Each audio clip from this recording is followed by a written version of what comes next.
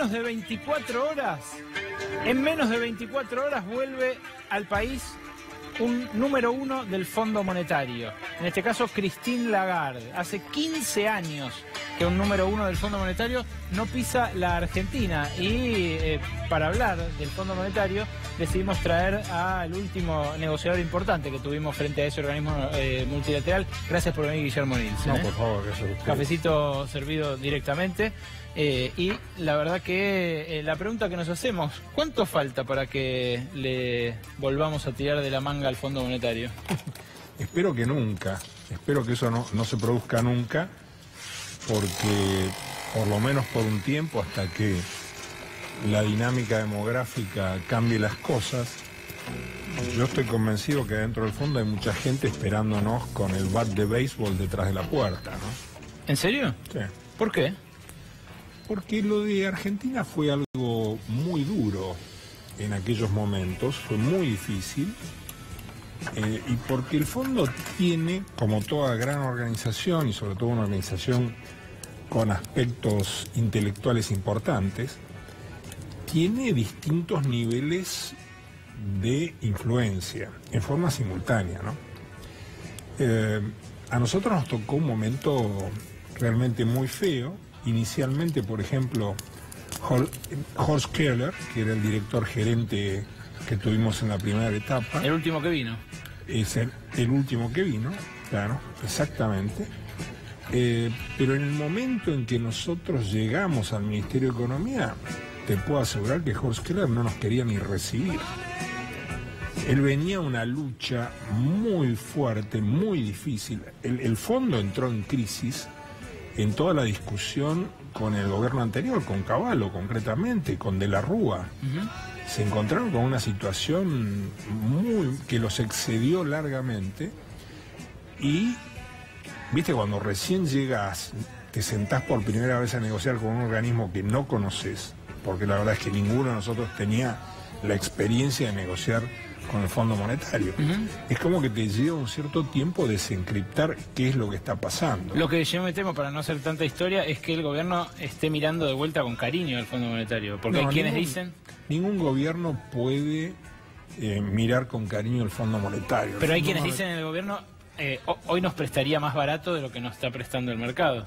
No, pero eso es no entender cómo funciona el Fondo Monetario Internacional. ¿Y si nos cortan el chorro en algún momento los mercados? Bueno, eso es distinto, porque lo primero que hay que distinguir es que el Fondo Monetario no es un banco.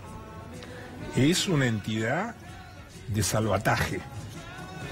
Después podemos hablar de la calidad del salvataje, pero ante todo es una entidad para el salvataje, no es un banco donde vos vas. Y esto que vos decís es una confusión que tiene mucha gente. Mucha gente en el ambiente de política económica, que creen que uno va al fondo y le pide plata como si fuera un banco. Y no es así. ¿Preocupa? El fondo interviene ante situaciones críticas, ¿no? De ninguna manera. ¿Y esa situación crítica está en algún lugar del horizonte? ¿Preocupa la dinámica del endeudamiento del gobierno de Macri? Mira, no me consta que al fondo le esté preocupando la dinámica. No, le pregunto a usted. A mí me preocupa. A mí me preocupa cuando, por ejemplo, hace 3 semanas atrás, el ministro de Hacienda, Nicolás Dujovne, en una conferencia en Madrid, dice que la deuda sobre el Producto Bruto va a seguir aumentando hasta el año 2020 y que después va a bajar suavemente. ¿Qué quiere decir eso en mi interpretación? Quiere decir que el gobierno se va a seguir endeudando tanto como sea necesario para asegurar la reelección. Pues estamos hablando del 2019 es la elección, bueno, entonces el endeudamiento va a seguir. ¿Y después? Yo creo, bueno, después, por lo que dijo Dujovne, lo irán moderando, pero a mí me parece que ya estamos en un nivel crítico de endeudamiento. Esto no te lo va a decir ninguno de los manuales, ¿viste? No es algo que vos lo veas con tanta claridad.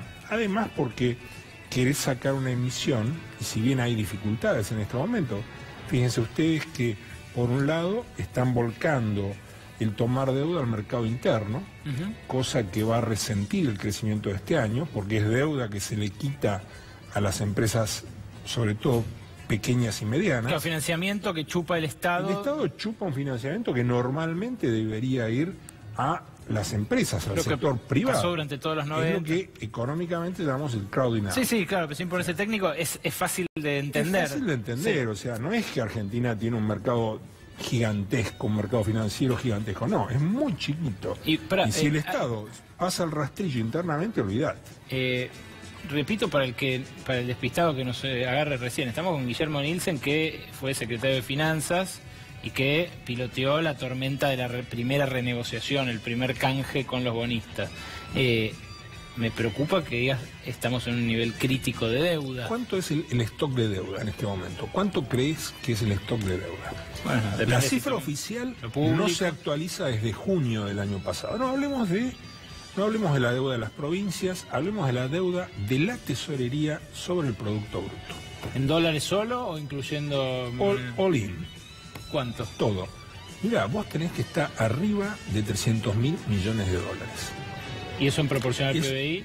Mira, si vos ponés la deuda, como yo creo que hay que ponerla, la deuda de corto plazo del Banco Central, que en sí misma son más de 60.000 millones de dólares, vos te vas a encontrar que estamos en este momento arañando el 60% del PBI, 57 y pico.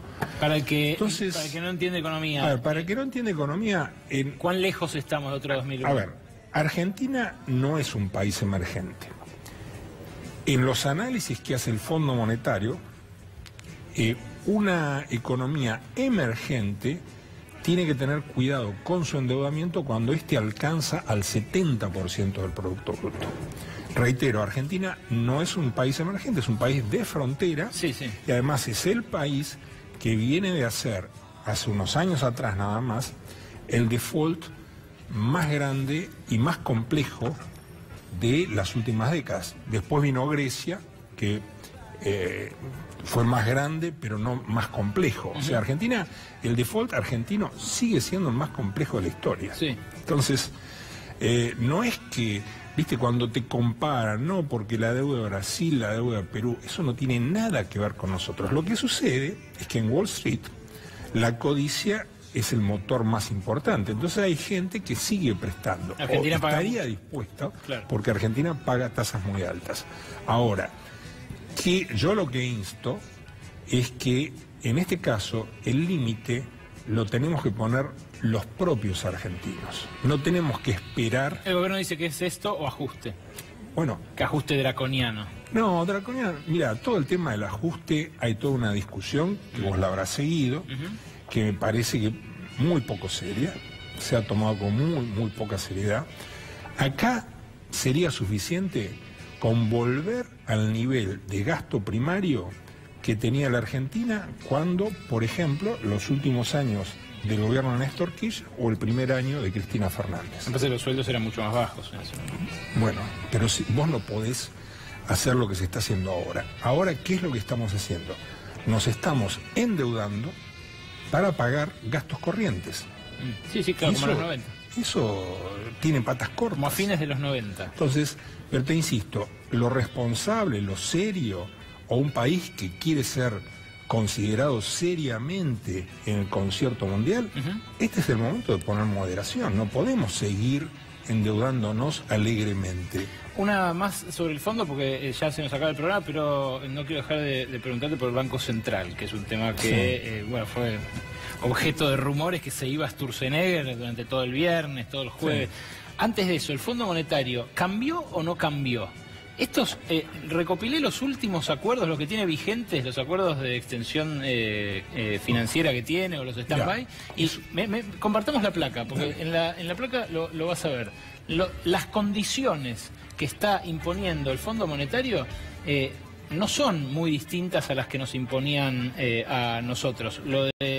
Ayer Sloto contaba algo muy interesante, que es que el fondo ahora recomienda cobrarle impuestos a los ricos. Sacó un paper de tax policy. Hay discusiones muy interesantes en este momento en el fondo. Por ejemplo, hay un paper muy importante que toma las unidades ligadas al crecimiento. La conveniencia de que los préstamos de largo plazo sean en unidades ligadas al crecimiento. Esto fue... El cupón PBI famoso. Exactamente, Está esto bien. fue la discusión dentro del fondo del año pasado. Pero en lo concreto, los acuerdos que tiene vigentes, ¿los tenemos, Santi? Los acuerdos que tiene vigentes el fondo exigen condiciones, ahí los tenemos. Condiciones muy parecidas a las que nos exigían a nosotros. Mirá, el de Serbia, por ejemplo, les exigió rebajas estatales, rebajas jubilados, privatizaciones de public utility, de servicio público. Egipto le exigió devaluación, que termine con los subsidios a la nafta. Pero a ver, escúchame, distingamos, yo creo que es importante distinguir las cosas que impulsa el fondo con los desastres que muchas veces hacen, digamos, las élites políticas locales. O sea, el fondo no va por sí mismo, va porque la élite política local fue incapaz de manejar la macroeconomía de su país. Entonces es lógico que cuando haces un reconto haya puntos en común. ¿De qué estamos hablando recién? Si el ajuste tiene que ser draconiano o no, y yo te digo, no, mira, no tiene que ser draconiano. Volvamos al nivel de gasto público que teníamos con Cristina Fernández. ¿Entendés? Sí. O sea, vos lo que me parece en el mundo ideal, y esto me parece importante que lo tengamos en cuenta los argentinos, vos necesitas que el país ponga los límites, que no sea el mercado el que de golpe te deja de prestar. Una sola cosita, a mí me preocupa que los intereses de la deuda, a este ritmo, si no se para la deuda, van a ser uno de los 3 elementos, componentes más importantes del presupuesto. Vamos a estar pagando jubilaciones, vamos a estar pagando sueldos y vamos a estar pagando intereses de la deuda en un par de años más, si seguimos así. ¿Eso cuánto tiempo se puede sostener? La pregunta que te deben hacer del millón, digamos. ¿Cuánto aguanta este esquema? No se puede sostener en el tiempo. Pues, mira, esa pregunta nadie te la puede responder, porque depende de las condiciones. Ahora, las condiciones financieras se están endureciendo. En lugar de ablandarse, se están endureciendo. O sea, para este tipo de cosas entramos en el momento menos indicado. Ahora, fíjate que esta discusión ni siquiera se roza en Argentina. Vos te das cuenta que todo está... más, nos estamos metiendo en una campaña presidencial a más de un año, no sé cuántos meses faltan, casi más de un año y medio, ¿no es cierto? Sin embargo ya empezó. Apresuradamente. Entonces, se me fue el programa. Te quiero hacer 2 preguntas antes de terminar. Una, la pauta de inflación del 15% es una utopía a esta altura. Total. No se llega. No. El dólar es una preocupación, que el gobierno haya tenido que quemar 500 millones de dólares de reservas después de decir que lo iba a dejar flotar. Vean, en Argentina tenemos una cultura bimonetaria. O sea, el argentino ahorra en dólares. Frente a inestabilidad, trata de preservar sus riquezas, lo poco que tenga, los ingresos. Entonces, demanda más dólares. Esto es así. Esto no lo vamos a cambiar. Este es el proceso educativo que hemos tenido los argentinos desde hace muchas décadas. Esto no va a cambiar. Y última, el gobierno se acaba de deshacer de uno de sus engranajes claves, de un funcionario clave como el titular de la FIP, Alberto Abad. El próximo es Sturzenegger. Esa es una. Y la otra, ¿qué te parece el nuevo jefe de la FIP? No, mira, te tirás un tema muy grande. Nos quedamos sin programa, pero buscarle un reemplazo a Abad en un gobierno como este, que se puso la vara tan alta, como decían ustedes hace un ratito, es más o menos como que el Barça salga a buscar un reemplazante de Messi. Difícil. Es muy difícil, muy difícil. ¿Y a Sturzenegger le pasa lo mismo? Mira, es no otra es cosa, no es... bueno, obviamente, pero me parece que ahí hay una dinámica distinta. Él está entrampado, y está entrampado jefatura de gabinete también, en una discusión bizantina respecto a lo que los economistas llamamos la curva de Phillips, la relación entre inflación y desempleo y producción, pero me parece que están yendo por un rumbo que no es muy constructivo. Otro día nos lo explicas. Gracias, Guillermo, por venir. No, por favor, ustedes. Con ustedes nos reencontramos el martes que viene a las 22 aquí en la pantalla de C5N con nuestros brotes verdes. Gracias por estar y muy buenas noches.